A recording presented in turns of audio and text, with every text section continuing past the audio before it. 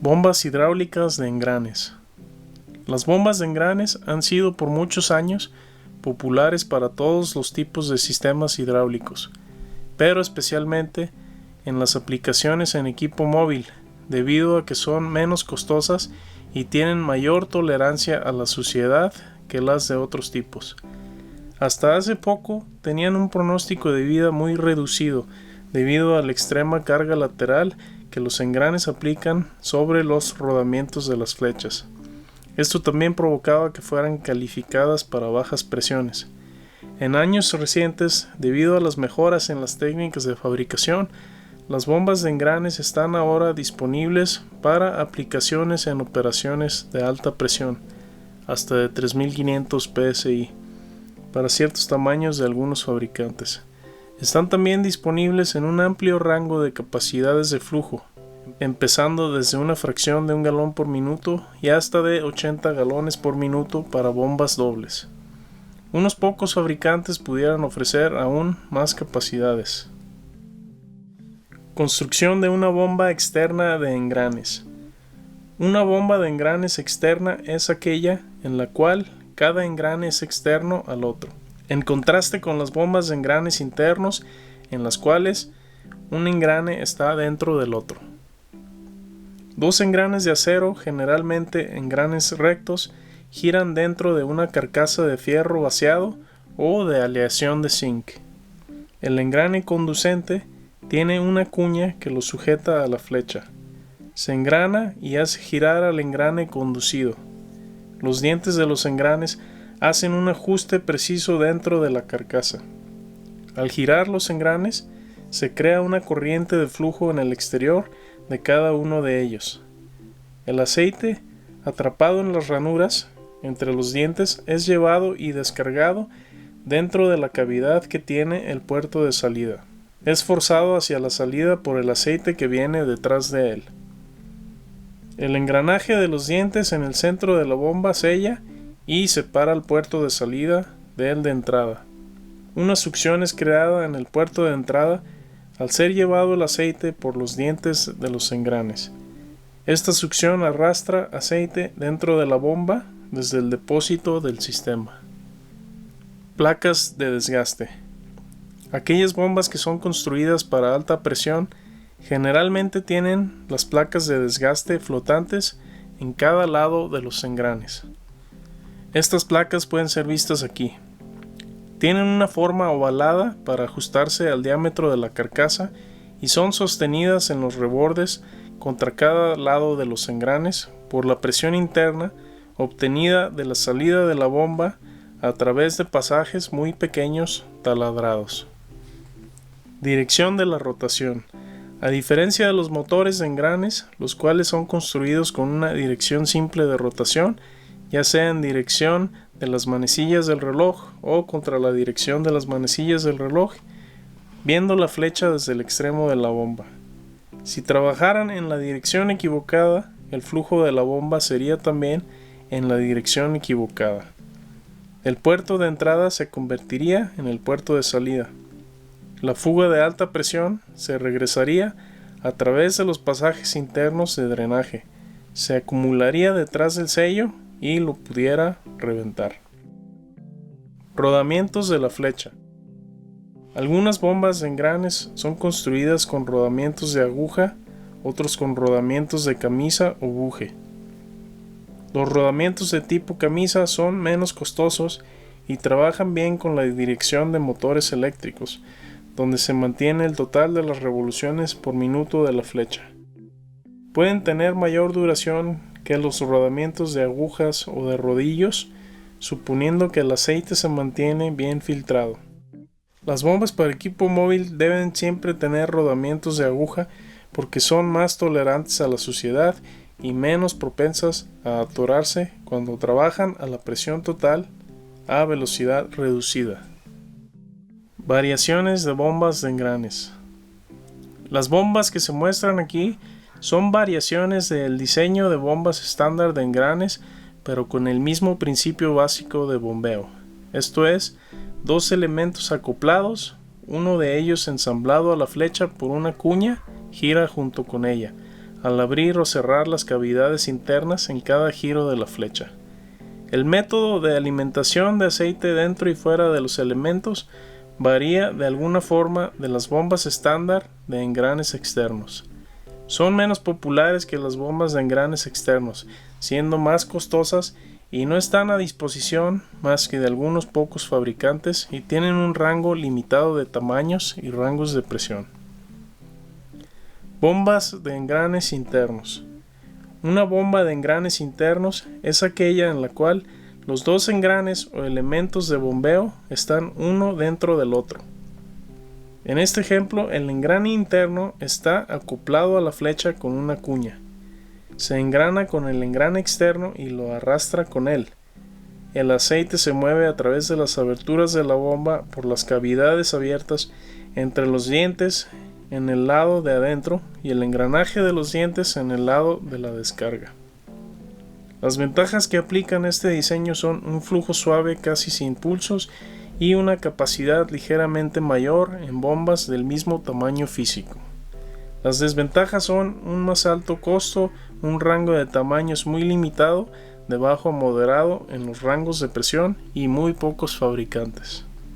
El aceite es jalado aquí por el constante retiro del diente de este engrane, desde los espacios entre los dientes de este engrane interno, es arrastrado en estos espacios a este punto donde el constante engranarse de los dos engranes empuja al aceite a través de este puerto.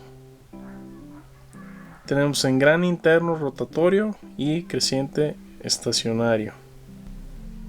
Bombas de gerrotor. Este otro tipo de bomba de engranes internos con un engrane o gerrotor dentro de otro. El flujo de aceite es producido al abrirse o cerrarse las cavidades internas en cada revolución de la flecha. El gerrotor interno es el elemento conducente y está acoplado a la flecha con una cuña. Se engrana con el gerrotor externo y ambos elementos giran dentro de una cavidad de la carcasa. El elemento interno tiene un diente menos. Esto causa una progresión rotacional en la posición relativa de un elemento contra el otro. Por ejemplo, un cierto diente del elemento interno avance hasta la próxima ranura en cada giro de la flecha. Bombas hidráulicas de paletas. Principio de las bombas de paletas. El rotor está acoplado a la flecha y es girado por ella. Las paletas están en ajuste preciso con las ranuras del rotor. Son acarreadas por el rotor y son mantenidas en contacto continuo con la superficie de la leva por fuerza centrífuga o por otros medios. En este simple ejemplo, la superficie de la leva es maquinada en la carcasa, excéntrica, fuera de centro, a la línea de centros de la flecha. Esto hace que las cavidades entre las paletas adyacentes se expandan durante el medio giro en el que son expuestas al puerto de entrada y a disminuirse durante el medio giro en el que son expuestas al puerto de salida. El aceite es conducido dentro o fuera de las cavidades a través de las ranuras semicirculares en las placas laterales, las cuales están conectadas a los puertos de entrada y de salida. Cuando una paleta pasa por el punto de centro muerto superior, por ejemplo, la cavidad entre esta y la paleta precedente empieza a cerrarse en volumen, empujando el aceite, el cual es arrastrado dentro de la cavidad para descargarse dentro del puerto de salida. Al fondo, en el centro, las cavidades empiezan a abrir. El vacío que es producido succiona el aceite al puerto de entrada. El flujo de aceite producido es directamente proporcional al desplazamiento y a la velocidad de la flecha. El desplazamiento puede ser expresado en pulgadas cúbicas por revolución. La velocidad de la flecha es generalmente dada en revoluciones por minuto. Al igual que todas las bombas, la presión no se produce a menos que exista resistencia al flujo. Entonces, la presión generalmente expresada en PSI es directamente proporcional a la carga o a la resistencia del flujo. El tipo de construcción mostrado en esta figura es de una bomba de lóbulo sencillo en la cual la superficie de la leva tiene solo un lóbulo. Es circular en su forma, pero fuera de centro con respecto a la flecha. Cada una de sus paletas se extiende y se retracta una vez durante la revolución de la flecha. Bombas de paletas balanceadas. Una bomba de paletas balanceada es una que tiene los lóbulos en la superficie de la leva en lados opuestos a la flecha. La superficie de la leva, en lugar de ser circular, es de forma elíptica, así que cada paleta hace 2 movimientos de carrera por cada revolución de la flecha. Las 2 cámaras de bombeo se oponen mecánicamente a la otra para que la carga lateral producida por una cámara sea exactamente balanceada a la carga lateral de la otra cámara. Por lo tanto, las cargas en los rodamientos por la presión interna son virtualmente de cero, y la única carga lateral a los rodamientos es de la carga lateral externa y la carga de los extremos. Bombas de pistones en general. Las bombas de pistones pueden ser fabricadas con ajustes internos más precisos que otras bombas. Esto significa que las fugas internas pueden ser menores para que puedan operar a una eficiencia razonable a presiones muy bajas o muy altas, a diferencia de la operación satisfactoria de otras bombas en similares circunstancias. Todas las bombas de pistones tienen los elementos de trabajo encerrados dentro de la carcasa. La presión en la carcasa debe ser mantenida baja para evitar una sobrepresión que pudiera reventar un sello de la flecha. Conexiones externas para drenar la carcasa son colocadas para drenar directamente el depósito sin contaminarse con otras líneas de retorno. No deben ser taponadas nunca. La presión de regreso en las líneas de drenaje de la carcasa debe ser mantenida baja. Antes de arrancar un nuevo sistema con una bomba de pistones, la carcasa debe llenarse con aceite para evitar que trabaje en seco antes de las fugas de aceite internas que puedan llenar la carcasa. Bombas de pistones de eje vencido. El bloque del cilindro está fuera de centro en ángulo con el eje de la flecha.